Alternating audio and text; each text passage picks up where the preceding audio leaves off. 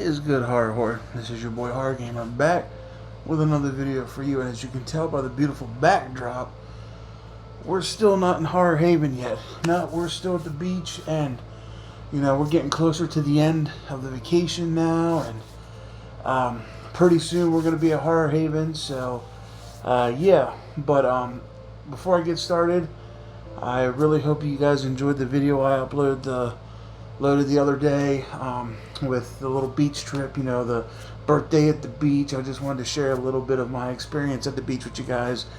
So, I know it wasn't a super long video, but I hope you enjoyed it. It was filmed throughout the day a little bit, so yeah, I hope you guys enjoyed it. And like I said, I just wanted to give you guys a little taste of what I'm going through right now with the beach and everything. That I'm away from my 9 to 5 and everything. So, but alright, horror. With all that being said, as you can tell by the title of this is another "Is It Worth the Hate?"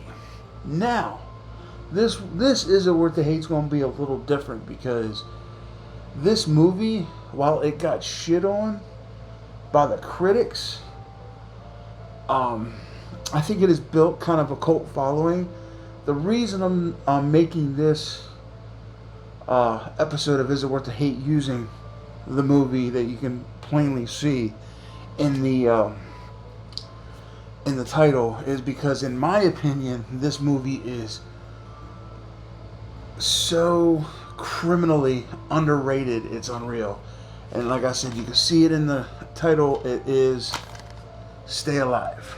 So, like I said, before I get into anything, just know that your boy Horror Gamer's reviews and "Is It Worth the Hates" and everything have spoilers in them all day, every day. So if you haven't seen this movie, go check it out. Come back. Let me know what you think in the comment section, whether you agree, whether you disagree, whether you enjoyed the movie or whether you think I'm full of shit. So just know that anything beyond this point, though, it's on you. So where can I begin with this Stay Alive? Is it worth the hate that the critics gave it? Absolutely not. Like I said, this movie had ended up building a cult following, and I'm so glad that they released the unrated director's cut, because with this particular movie, unrated is definitely where it's at, because in this, the unrated version actually brings more life to the movie. Now, the PG-13 version of this that came to theaters, it wasn't bad. It was absolutely amazing. But it just added a little more with the unrated director's cut, because they added a little bit of nudity, they added a little more violence, a little more blood, some language that they took out of the PG-13 cut. I guess because they kind of wanted to make it for your younger audiences as well, that they can come in and enjoy this. But this movie right here, I don't believe should have been for like a younger audience. I think they should have made it an R-rated, but it is what it is. They did what they did with it, but they had enough sense to release the unrated director's cut to DVD. I don't even think it has a Blu-ray yet. This movie's pretty old, but now this movie, like I said, I believe kind of got a cult following from gamers and horror enthusiasts alike, because this movie does a good job mixing the genres together, the gaming and the horror, and they mix it together. So basically what this movie's about, it's about this video game that's cursed by Elizabeth Bathory. She's a real person. She actually existed. She was known as the Countess of Blood. She would murder young girls and bathe in their blood. And they use that story in this. And yes, if you look it up, Elizabeth Bathory really did exist, and she really thought that the blood of young girls made her skin softer. She basically thought she found the fountain of youth in the blood of adolescent girls. So they use that in this movie, and they kind of exploit that to make a video game where you're in her mansion basically hunting her down, and you're being attacked by these girls and stuff. And the way they do it, it is so well done. Like, the one character, Phineas, him in this movie, he's my favorite character. Frankie Muniz, he's all right in it, and this is the main character, and that's the second main character, and then everybody else is like the dying off characters, that you get attached to, and then they kill him off. But Phineas, man, he was legit. Like, he reminded me of kind of like myself and the guys I hung out with back in the day when we would get gaming sessions together. So basically, my man right here, at the beginning of the movie, his best friend gets killed. He dies in the game, and he dies in real life the same way he dies in the game. So he's at the funeral, and so to honor his memory, they play this game that was given to the main character by his best friend's sister, who had a backpack, and that was what was in the backpack. And so they all boot up and they play this game, and throughout the movie, it's them trying to uncover the secrets of this game, why what is happening, and trying to stay alive in the game.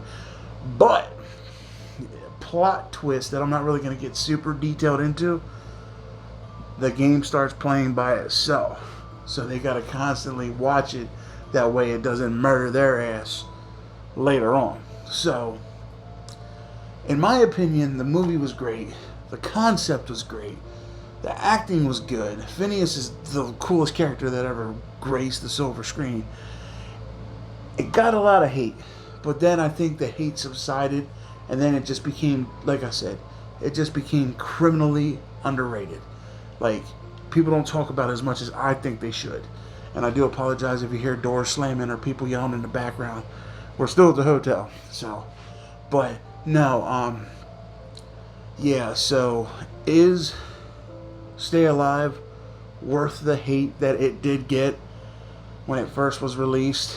And is it worth the hate that the critics are giving it still to this day? Absolutely not. This movie's fun. This is one of those turn your brain off for an hour and a half and just watch a good old scare fest. Have fun with it. And if you're a gamer or a horror enthusiast alike, it's the best of both worlds.